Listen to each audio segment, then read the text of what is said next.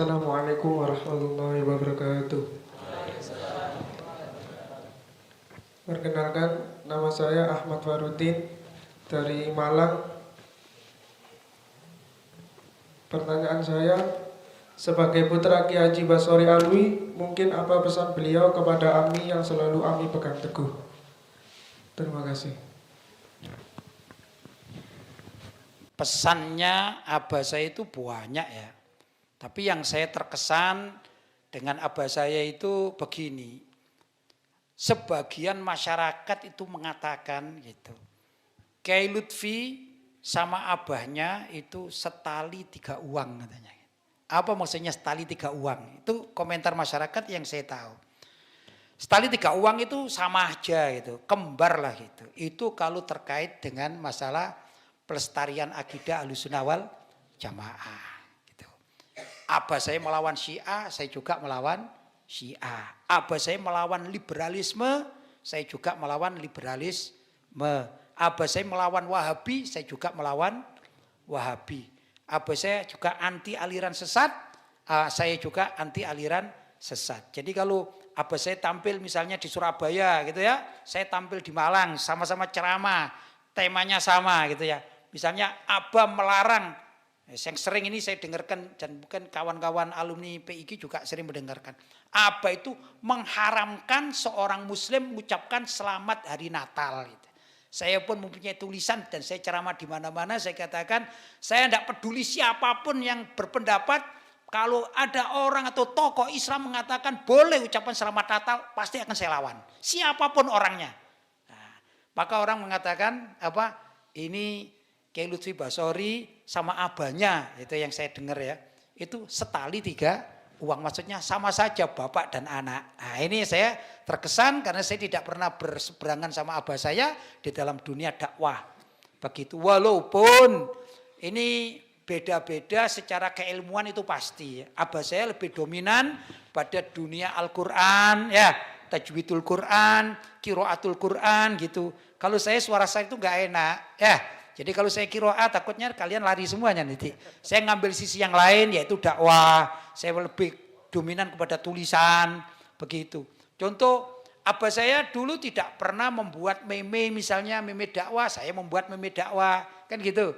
Atau potongan-potongan video pendek, abah saya tidak pernah bikin seperti itu, saya membuat karena memang kehidupan dunianya yang berbeda. Tapi isinya ini sama.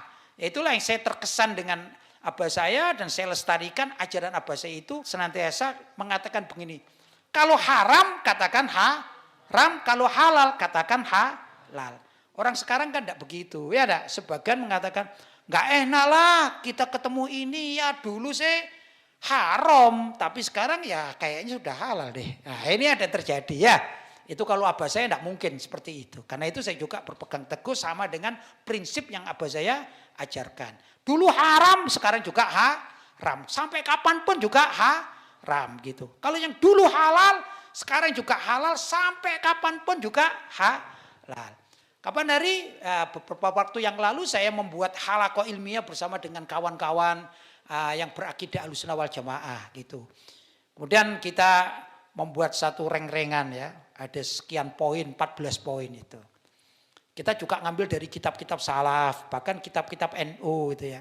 Salah satu contoh hukum sesajen. Nah, itu dalam Muktamar NU dikatakan sedekah bumi, sedekah laut atau sesajen hukumnya haram.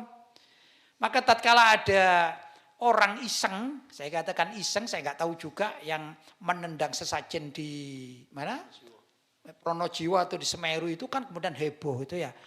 Saya pribadi tidak mengikuti bagaimana dia dari kelompok mana gitu. Yang jelas ya nggak layak, nggak layaknya apa gitu. Masa nendang sesajen di syuting gitu loh. Kan yang nggak bagusnya. Kalau nendang sesajen aja ketemu di jalanan, jangankan sesajen. Batu besar itu kalau mau ditendang terserah dia. Asalkan tidak di syuting. Kakinya sakit pun ya terserah. Yang jadi masalah kan di syuting kan gitu. Jadi heboh. Tapi masalahnya sebagian orang NU kemudian membela sesajen sampai membuat apa perayaan atau apa itu 1000 sesajen. Ini kan gus-gus atau ustadz-ustadz atau kiai sesajen jadinya. Saya tetap menampilkan apa yang dihasilkan oleh Muktamar NU bahwa sesajen atau sedekah bumi, sedekah laut hukumnya haram begitu. Apapun yang terjadi saya katakan haram. Kenapa? Karena punya landasan dari hasil Muktamar NU. Nah, ini landasan seperti demikian ini yang perlu dipegang. Loh, abah saya seperti itu juga. Ya, maka apa yang diajarkan abah saya kepada murid-murid walaupun bukan kepada saya, kemudian sepakat begitu.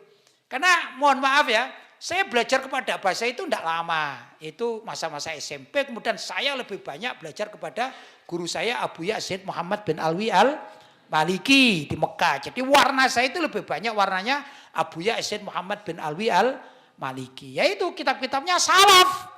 Semua kitab-kitab salaf. Di sana baca hadis, ya baca tafsir gitu ya.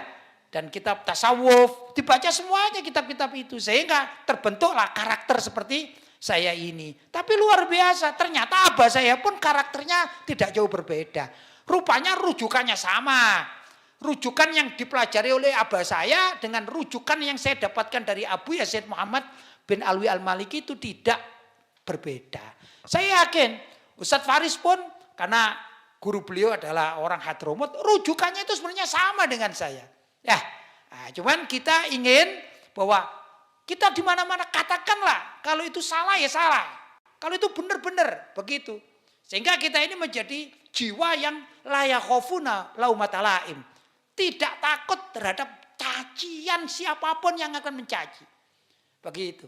Karena menurut Imam Nawawi sendiri dikatakan al-ikhlas. Yang namanya ikhlas, mau berdakwah ikhlas, mengaji ikhlas, beribadah ikhlas, apa saja yang ikhlas itu adalah al-istiwa bainal madhi wad dhammi. Yaitu orang yang sama, tidak berubah antara dia dipuji maupun dicaci. Jadi adik-adik para santri ini kalau suatu saat melihat medsos, ketik nama saya Lutfi Basori. Cari orang yang memuji itu banyak, yang mencaci juga tidak kalah banyaknya. Terus gimana Pak, saya terpengaruh? Enggak, itu biasa-biasa saja. Ya gitu aja. Dipuji ya biasa, dicaci ya biasa. Harus belajar begitu. Apa? Kepingin belajar ikhlas. Sudahlah, yang penting saya nulis, saya menyampaikan kebaikan, menyampaikan yang ini, sudah. Urusan mereka menerima, terserah alhamdulillah, manfaat. Enggak menerima juga. Ya apa enggak pengaruh, bagi saya juga enggak pengaruh, ya enggak ngaruh lah gitu kata orang sekarang. Pokoknya kita menyampaikan kebenaran. Begitulah ini barangkali tips sedikit yang bisa saya sampaikan sesuai dengan pertanyaan tadi.